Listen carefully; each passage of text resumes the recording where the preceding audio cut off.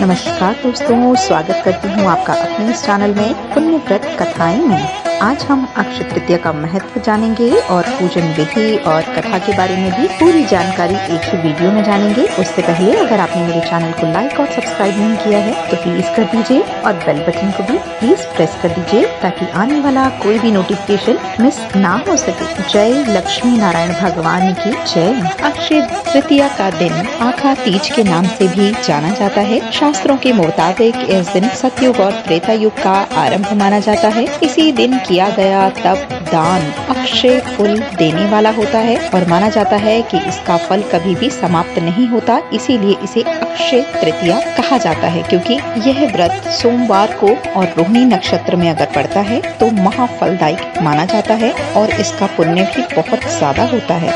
इस दिन प्रातः काल पंखा, चावल, नमक, घी, चीनी, सब्जी, फल, इमली, वस्त्र आदि दान देने का बहुत बड़ा महत्व माना गया है। अक्षय तृतीया के दिन ब्रह्म मुहूर्त में उठकर गंगा स्नान करने के बाद भगवान विष्णु के शांत चित्त होकर विधि विधान से पूजा करने का प्रावधान है। यदि आप भगवान विष्णु की पूजा नहीं करते हैं इस दिन तो भगवान विष्णु के किसी भी स्वरूप की पूजा कर सकते हैं। जैसे कई लोग लड्डू गोपाल का पूजन करते हैं, कई लोग श्री कृष्ण का कृष्ण सहस्त्र नाम वो जाप करते हैं, तो कोई भी पूजा आप कर सकते हैं इस दिन। मगर इस दिन जप का बहुत ही अक्षय फल प्राप्त होता है, इसलिए जाप इस दिन जरूर करना चाहिए। नैवेद्य में आपको जौ, गेहूं का सत्तू, ककड़ी, चने की दाल अर्पित करनी चाहिए। इसके बाद फल, फूल, बर्तन तथा वस्त्र आदि ब्राह्मणों को यथा योग्य अपनी शक्ति के अनुसार आपको दान देने चाहिए। इस दिन ब्राह्मणों को भोजन कराना अति शुभ और कल्याणकारी माना जाता है। इस दिन लक्ष्मी नारायण की पूजा कमल या सफेद गुलाब या फिर पीले गुलाब से करनी अति शुभ मानी जाती है। अक्षय तृतीया पर कोई भी मुहूर्त देखने की आवश्यकता नहीं होती। इस दिन पूरा दिन ही अच्छा माना जाता है। किसी भी समय आप इसमें पूजा अर्चना कर सकते हैं। इस दिन श्री बद्री नारायण जी के पट खुलते हैं।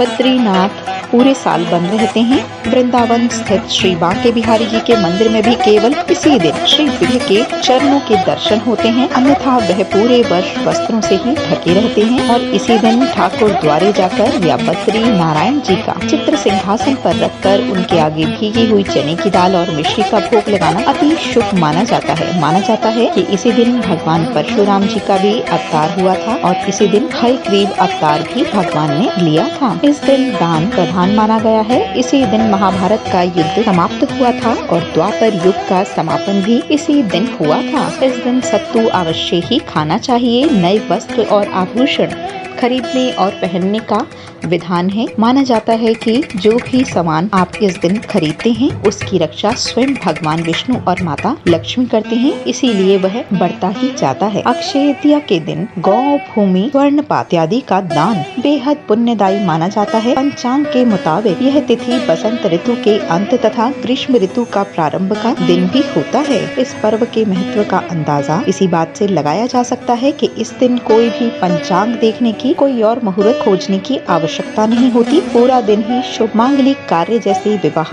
गृह प्रवेश, वस्त्र आभूषणों की खरीदारी या फिर घर लेना, वाहन लेना आदि के लिए बहुत ही शुभ माना जाता है। पुराणों में भी इस बात का उल्लेख आता है कि इस दिन अपने पितरों को किया गया तर्पण अक्षय फल को देने वाला होता है। इस दिन गंगा स्नान करते हैं क्योंकि मान्यता है कि यहाँ पे भगवत पूजन से उनके समस्त पाप नष्ट हो जाते हैं और यह भी कहा जाता है कि प्रभु के आगे सच्चे मन अगर हम अपनी गलतियों के लिए क्षमा प्रार्थना करते हैं, भगवान हमारी गलतियों के लिए हमें माफ कर देते हैं। इस दिन खरीदा गया सोना कभी भी समाप्त नहीं होता और भगवान विष्णु और माता लक्ष्मी उनकी स्वयं रक्षा करते हैं, इसीलिए वो सुख और सौभाग्य और सफलता को प्रदान करते हैं। अक्षय तृतीया की कथा। अक्षय तृतीया का महत्व युधिष्ठिर जी ने श्री कृष्ण जी से पूछा था, तब श्री कृष्ण बोले, हे राजन, यह तिथि परम पुण्यमयी है। इस दिन दोपहर से पूर्व स्नान कर जप तप तथा होम आदि करने से महाभाग अक्षय पुण्य फल की प्राप्ति होती है। इस दिन से सतयुग का प्रारंभ होता है। इस पर्व से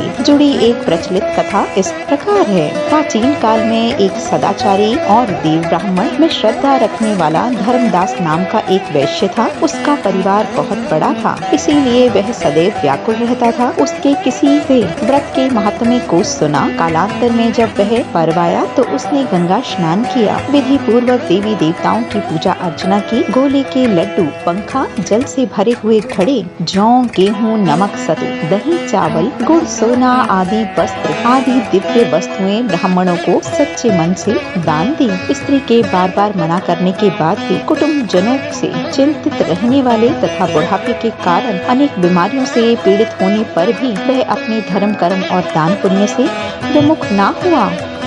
यही वैश्य दूसरे जन्म में कुशावती का राजा बना। अक्षय तृतीया के दान के प्रभाव से ही वह बहुत धनी और प्रतापी बना।